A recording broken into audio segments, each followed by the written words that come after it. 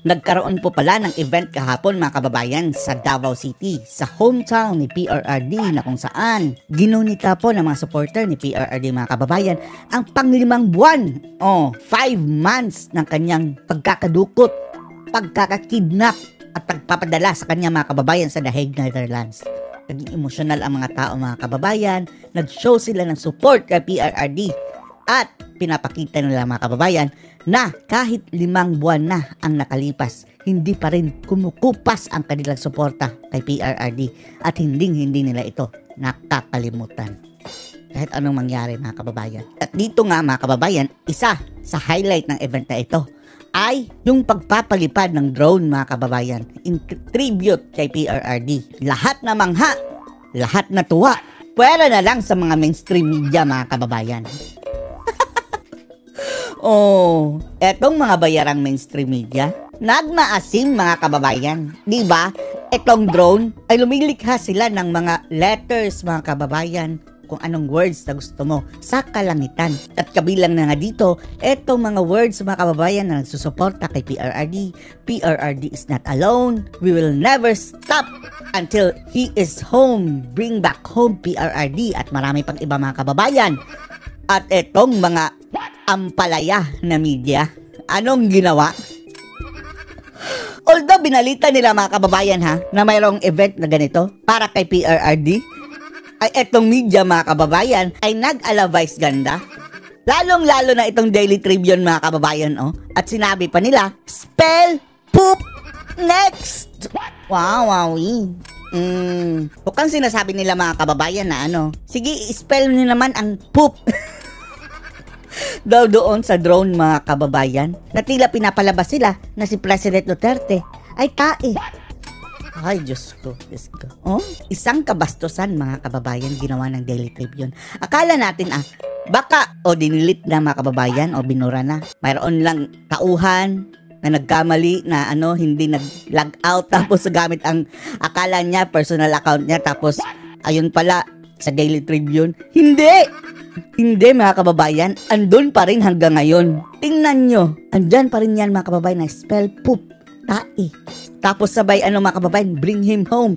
Tapos andun picture ni PRRD. Walang hiya talaga itong mga animal na bias media ito mga kababayan. Tingnan nyo, tapos isalin nyo na rin, paki-block ang Daily Tribune na iyan. I-block nyo na diretso mga kababayan para hindi na natin makita. Kasi kumikita sila mga kababayan sa dami ng audience. I-block nyo na. I-block nyo na. Tinawag na tae si PRRD. Tingnan nyo mga kababayan ang anong itsura nitong kanilang presidente. Ito ang mukhang tae mga kababayan. Base sa ugali. Ito ang head ng Daily Tribune. Hindi lang mukhang poop mga kababayan. Yung poop na yellow talaga. Dilaw na dilaw. Diyos ko. Magsara na kayo. Akala ba natin mga kababayan itong mainstream media ay nagbabalita ng tama? Tama ba yan mga kababayan? Poop? Mag-vlogger na lang kayo. Kasi ang vlogger mga kababayan can express freely. Pero itong media mga kababayan, KBP. Miyembro ba ito ng KBP? O sino ang pwedeng dito mga kababayan kumastigo? Kapag sila ang aargabyado mga kababayan, walang kakastigo. Pero kapag in support yan kay PRRD tapos may matatama ang mga dilaw, iyakan yan. Big deal sa kanila mga kababayan. Hindi na ito gawain ng mainstream media, Daily Tribune. Pero gayon pa man, isa lang ang magagawa natin dyan mga kababayan. Boycott. I-block mga kababayan. Huwag kayong bumili ng Daily Tribune na newspaper. Huwag kayong magbasa sa kanilang website. I-block nyo na. Pati Facebook pages. And then sa mga mayayaman nating mga ka-DDS, huwag kayong magpa-advertise sa bulok. Sila ang tae mga kababayan, Tribune. Napahayagang iyan. Yan lang magagawa natin. Kabastusan ang ginawa nila mga kababayan. Kabastusan. Andun pa rin yan hanggang ngayon na. I-check nyo. Diba andun?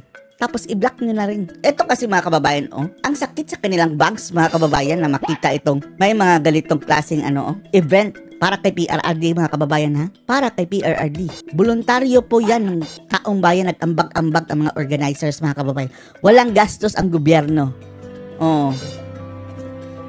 Nagpa-drone sila mga kababayan. Ang gusto ng Daily Tribune, spell poop daw mga kababayan, P-O-O-P. Wala pa.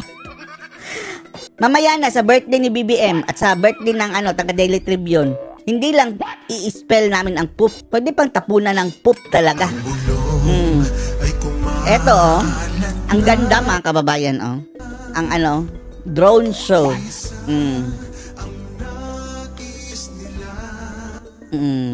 Masakit sa kanilang dibdib mga kababayan na sobrang dami pa rin ang sumusuporta kay PRRD mga kababayan hanggang ngayon. Sila, yung mga dilaw mga kababayan na mga leaders natin ngayon, oh Diyos ko, hindi nakakapag-programa mga kababayan nang walang binibigyan. Eto, walang ayuda mga kababayan talaga napupunta. Tingnan nyo ha, tingnan nyo ito. Etong mga tao mga kababayan, kusang loob, nagpa-imprinta pa ng mga kababayan. Kanilang sariling mga t-shirt. Sila ang gumastos para kay Tatay Digong. Partida pa yan mga kababayan, umulan pa yan ha. Marami ang hindi nakapunta. At marami ang umuwi na lang. Pero yung iba talagang nagpaiwan. Hindi natitinag ba kababayan sa ulan? Eto yung tae. Ito yung sinasabi ng tae Daily Tribune. Kayo ang tae dyan. Sa totoo lang. Si Bongo naman. Magandang gabi sa inyong lahat. Sa ating mga kababayang mga Dabawenyo. Pwede na ba ako? Baka maging politician na din tayo dito mga kababayan na. Parang nagtitrain na rin tayo eh. Pero no, not my cup of tea. Maraming salamat sa inyong continued support kay Tatay Digong. Sa inyong prayers para sa kanya. Alam nyo, kung kayo nasasaktan sa nangyari sa kanya, sabi ni Bongo mga kababayan ha. Ako, doble.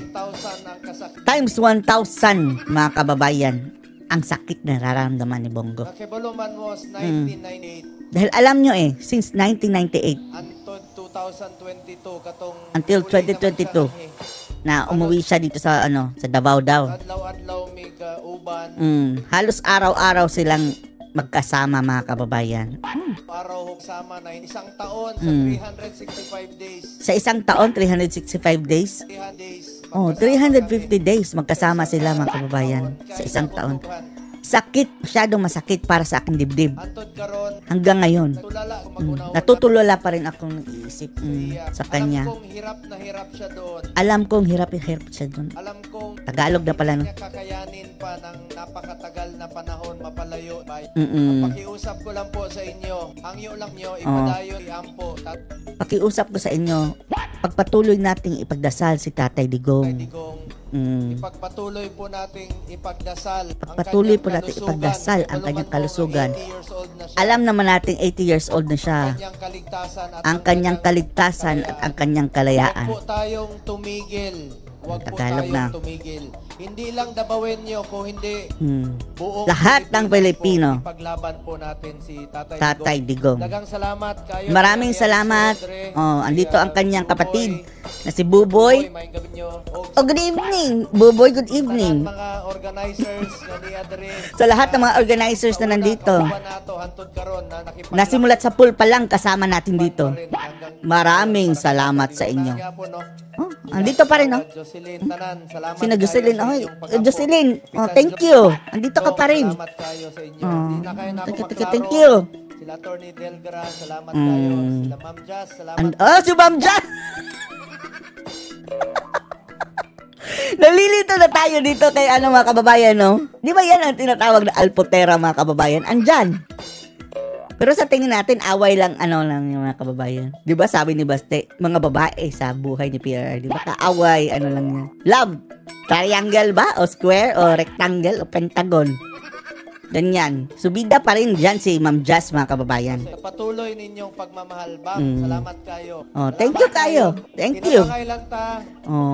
Tulong-tulong lang tayo. Huwag tayong tumigil po hanggat hindi makauwi. Ang Huwag ating tayong minamahal tumigil hanggat hindi makauwi. Duly elected Mayor Davao City na si Mayor Rodrigo Duterte. Roa Duterte. Paglaban po natin, hangyo lang ko sa inyo.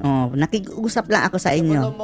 Ako, alam nyo, ako, siya, hanggang ngayon, hindi lang ko lang ma-express sa inyo. Pero, sa panahon na natutulala ka ng iisip ka lang. Sana panaginip lang ito. isang masamang panaginip na wala nahitabo. hindi nangyari. Pero rason ang tanan. Pero may reason lahat, mga kababayan. Dili ta pasagdan sa Ginoo. Hindi tayo papabayaan ng Diyos. Naay Ginoo ampo ta. Mayroong Diyos. Magdasal lang tayo. Ug dili pasagdan sa Ginoo ang gibuhat ni Tatay Digong para sa Pilipino. At hindi papabayaan ng Diyos ang ginawa ni Tatay Digong para sa mga Pilipino. Na nagsakripisyo. Nagsakripisyo. Dili naunta na mo dagan sa una. Hindi na yan sana tatakbo dati eh. Kaya balong man mo ana, 2015. Alam niyo yan. Kamu may 2015. nipugo sa iya nga mudagan. Ang mga Dabawenyo, kayo ang nagpilit sa kanya na tumakbong presidente. Ihatag niya ang iyahang unom ka tuig. Binigay niya ang kanyang 6 years. Magserbisyo. Magserbisyo. Kamu na'y muhusga. Kayo na pong humusga. Kayo na ang huhusga. Kung nakakalakad ba ang inyong mga anak sa gabi na hindi Nung nasasaktan panahon ni at Tatay hindi Digong. nababastos. Mm. Lahat ng Kayo na ang sakripisyo humusga. ginawa ni Tatay Digong. Kaya hangyo lang ko sa inyo. Kaya pakiusap ko Huwag sa inyo. tayong tumigil na ipaglaban. Huwag tayong tumigil Ako, na makipaglaban I am kay for Tatay peace Digong. and unity aning kalibutan na. I am for peace. Ako, I am for peace and unity in this world. Gusto samok. Ayoko ng gulo. Importante sa ako, makauli sa Pero Tatay mas Digong. importante sa akin na makauwi si Tatay Digong dito. Bring Tatay Digong home. Bring Tatay Hangyo ko Digong sa home. inyo. Pakiusap ko sa inyo. Duterte! Duterte! Duterte! Duterte! Duterte! O, nagagalit ang mga Daily Tribune niyan, mga kababayan. Gusto nilang ipa-spell ay etat. Back, mga kababayan. Poop daw. Diyan sila, galit na galit, mga kababayan. Duterte! Duterte! Boycott Daily Tribune. Boycott Daily Tribune. Salamat kayo.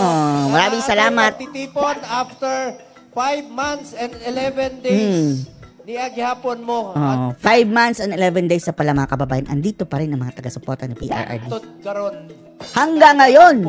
Suporta. Nagdadasal at sumusuporta Mayor Duterte. kay Mayor Salamat po Rodrigo kayo Roa kay Duterte. Baste Duterte o sa pamilya Duterte. Salamat din sa Inday, kay Mayor Baste, VP Inday, Kong Pulong, Kong Omar. Si Kong Pulong, Ina, Kong Omar. Kay Vice Mayor kay Vice.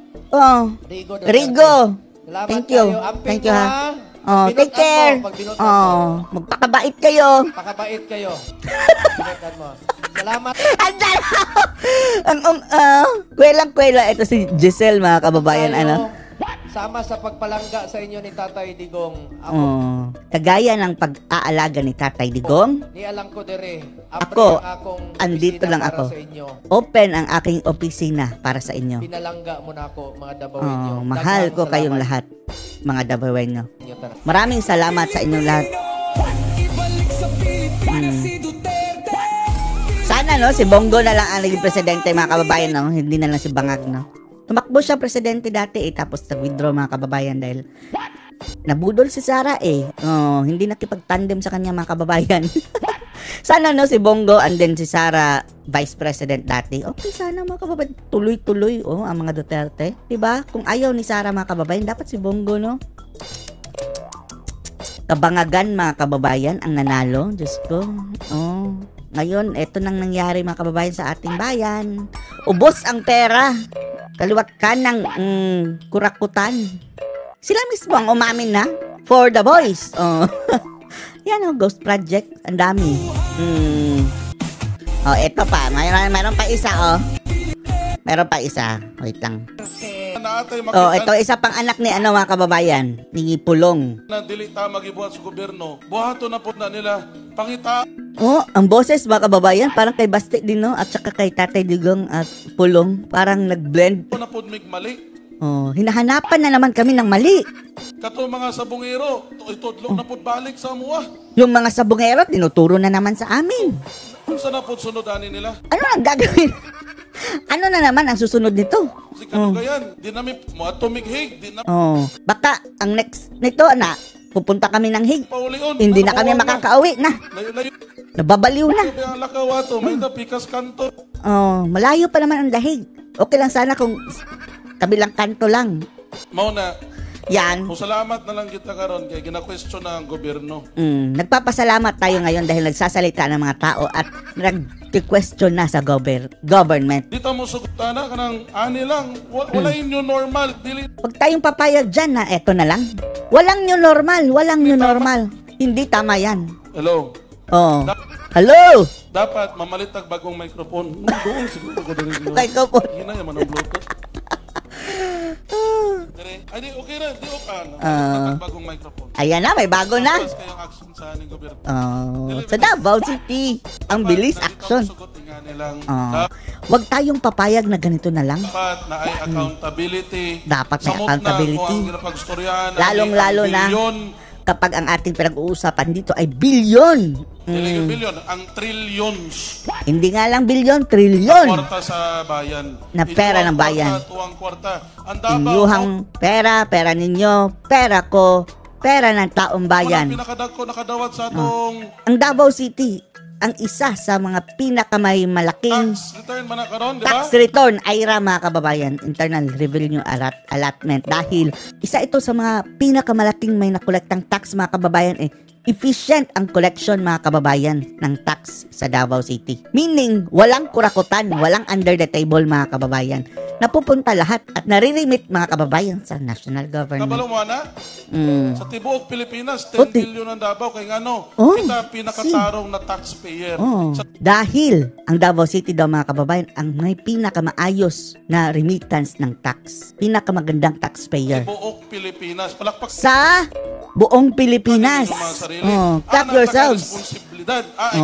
Ganyan daw tayo ka-responsable, sabi niya mga kababayan. Si Omar. Responsable na mga tao. Na mga kita tao. ang second cleanest. Kita pa ang second cleanest ni Tayo pa ang pinakamahusay, pinakamagaling na bayad mga kababayan sumusunod sa pagbabayad ng tax. Sila pa ang second cleanest na city, pinakamalinis, second Southeast Asia. sa Southeast Asia. Fourth safest. Tayo pa Asia. ang fourth safest sa Southeast Asia. Mo bayad og buwis. Tapos tayo pa ang pinakamahusay na magbayad ng buwis sa Pilipinas. Karon dapat kita gyud dapat ang number 1 masuko kay ngano. Kaya tayo talaga ang numero 1 magalit. Kapag mayroong kabalastugang ginagawa ang national government mga kababayan. Kita na Ay sayang. Naputol mga kababayan dahil walang mahina ang signal doon. Sayang. Nagsalita rin. Nasurpresa tayo dito mga kababayan nung nanood tayo sa Facebook Live. Etong apo ni PRRD mga kababayan, namesake, tulad ng pangalan niya, Rodrigo Duterte, Rigo, ang acting vice mayor mga kababayan ngayon sa Davao City. May potential din mga kababayan. Mayong gabi kaninyong tanan. May similarity din mga kababayan. Parang pinaghalong boses ni PRRD at ni Pulong. Sabi niya, magandang gabi sa inyong lahat. Kamusta man mo? Kumusta kayo? Seryoso din, no? Personal ko ni Anhid diri kay gusto jud nako personal magpasalamat personal siyang pumunta dyan mga kababayan dahil personal talaga niyang magpasalamat sa inyo, sa inyo nga naghatag og gugma na nagbigay og suporta ng pagmamahal at suporta naghatag og oras para at nagbigay din ng oras para makapunta talaga kaayo. dyan sa event mga kababayan. Maraming salamat. Yan ang sinabi niya. Palakpakan inyong sarili kay ang inyong gibuhat. Lakpakan niyo ang sarili niyo. Sa Dahil yung ginawa niyo, tuatanan. para yan sa ating lahat. Unya, And then, sakit man huna-hunaon na masakit isipin 5 months na na 5 buwan na detain na nakadetain, illegally detained Presidente si Rodrigo President Rodrigo Roa Duterte. Pero Sakit. Apo ni Tatay Digong mga kababayan nasasaktan. Nasasaktan na tayong taga-suporta lang. Paano na kaya yung kanyang mga loved ones talaga mga kababayan, di ba? Salamat gyapon mi pamilya Duterte. Nagpapasalamat pa rin kami, pamilya Duterte, Kamutanan sa inyong lahat na nandito ngayon. Dahil simulat sa pool, hindi nyo kami iniwan. Kita gyapon mo na Papakita pa rin kayo gusto ninyo pinud-anay ng makatotohanan ng suporta. Yan ang kinakainis mga kababayan ng Daily Tribune. Dahil genuine ang support ng taong bayan sa mga Duterte. Tapos kung ano-ano pinagsasabi, poop daw mga kababayan. back daw. Diyan na lang sila mga kababayan, hanggang diyan na lang. Actually, itong mga kababayan dito sa social media, lalong-lalo na dito sa Facebook, dapat yan ang dapat tingnan, no? Bakit nakakalusot itong mga fake accounts yan mga kababayan? Ginagamit lang nila. Mayroong mga admin yan na ilang mga tao lang ang nasa likod ng mga maraming accounts. Dahil gumagamit sila ng mga peking litrato, nakalak ang profile, and then, walang ibang gagawin mga kababayan kundi mambash sa mga Duterte. Nga gobyerno, Itong gobyernong walay tik-atik, walay kukuspangag, pero ayokong magbanggit na word na bangag. sige na lang. Pero sige na lang. Bangag. Na administrasyon, Bangag na administrasyon. ni walang utang, bubuton ni Wala utang na loob. administrasyon. Na administrasyon. Salamat gyapon in behalf of the Duterte family. Sa inyong lahat, salamat in behalf of the Duterte family. Salamat. Maraming salamat sa inyong lahat. Kayo, this is very This is very personal personal ka. para sa akin. Dili lamang good mayor ang gikuha sa tua. Dahil hindi lang mayor ang kinuha sa atin. Grand Lolo ko rin siya. niya sa Lolo ko siya. hangyo ko ninyo. Sa ngayon, nakikiusap ako sa inyo. Magpadayon gyapon ta para madungog ang Natuloy-tuloy lang tayo atong tingog sa para marinig ang ating boses kining walay utang kabubuton na administrasyon. dito sa administrasyon. Etong walang utang na loob na administrasyon. Kay nabuhat nila na kay PRRD in Dahil kung nagawa nila yan kay PRRD, broad daylight, broad usa na daylight. lang sa tua mga ordinaryong Pilipino. paano na lang sa ating mga ordinaryong Pilipino? Inyuha tanan diri. So, sa inyong lahat dito, Jud ko kami, dili lang ako. napakalaki Na diri ng karon. aking pasasalamat. Utang kabubuton ninyo. Malaki ang aming utang na loob sa inyo. Salamat. Maraming salamat sa inyong lahat. Pagsuporta, Sa pagsuporta pagtugma sa akong sa lolo, pagmamahal sa atong tatay sa aking Digong, lolo, sa atong presidente. kay Tatay Digong, sa ating presidente, Roa Salamat Duterte. kayo. Maraming salamat. Onya, bago ko mauman, og And then, istorya, bago ako salamat matapos, kayo. para ma-continue ang event, Gusto lang nako, gusto ko lang, muhangyo lang po ko. nakikiusap lang ako sa inyo. Kay akong amahan, si Dahil ang aking tatay, Inday, ang atong vice president, ang aking tiyahin na si Inday, na vice presidente, na naman sa dahig, andun na sa dahig, storya meet sa atong tatay Digong. na makikipag-meet sa ating Tatay Digong. Padayon gyapon ta. na Continue lang tayo. Na maayo ang iyang panglawas. Continue to pray. Hantod, Magdasal tayo na maging malusog ang pangangatawan ni PRRD hantod kauli siya hanggang makauwi siya dito. diri sa atoa. Mm, Makauban nato siya. makapiling natin siya Can go home, na kung saan makakauwi siya sa kanyang tahanan. maybe sooner where he can rest. At maging, wag naman sana. Pero hindi yan inevitable kung saan siya mamahinga. Dahil yan ang kinakatakot ng iba mga kababayan. Baka doon na siya mamatay mga kababayan sa sa dahig. Hindi po daw yan ang gusto ni PRRD mga kababayan. Ang gusto niya, Pilipino siya mga kababayan. Gusto niyang mamatay sa sariling bayan. Hindi po natatakot si Digong mga kababayan na mag-discuss niyan. Dahil ang sabi niya, that is human nature. Napagalitan niya si Sara mga kababayan dahil nung una ayaw ni Sara na i-discuss yan. Pero ang sabi niya, dapat i-discuss yan ngayon dahil what if darating? Hindi yan maiiwasan, that is human nature. Sana nga mga kababayan makauwi si Tatay Digong ng buhay. Dahil alam naman natin nag-deteriorate ang kanyang mga kababayan katawan. As our family, niwa tanan diri. Sa inyong lahat, Dagan salamat. maraming salamat. Buhay kayong tanan. Mabuhay kayong lahat. O God At bless. God bless sa inyong lahat. Sa inyong lahat. Dagang Isa-isa. salamat. Maayong gabi. Thank you! At magandang gabi sa inyo. Namesake yan ha ni Rodrigo Duterte. Rigo. Anong masasabi nyo dito mga kababayan? Post your comments below.